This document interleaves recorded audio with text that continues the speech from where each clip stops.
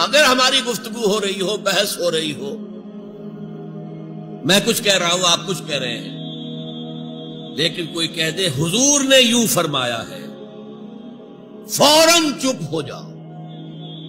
اب اگر کہا نہیں میرا خیال یہ، اب گویا کہ یہ حضور کی آواز سے آپ نے اپنی آواز پوچھی،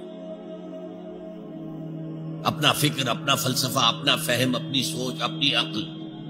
ہاں بعد میں تحقیق کر لو،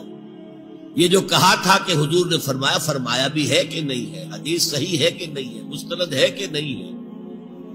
لیکن اس وقت آواز بند کر لینا لازم ہوگا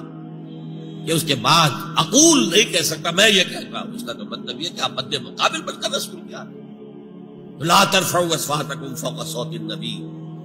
ولا تجهروا له بالقول كجهر بعضكم لبعض ان تحبط اعمالكم وانتم لا تشعرون۔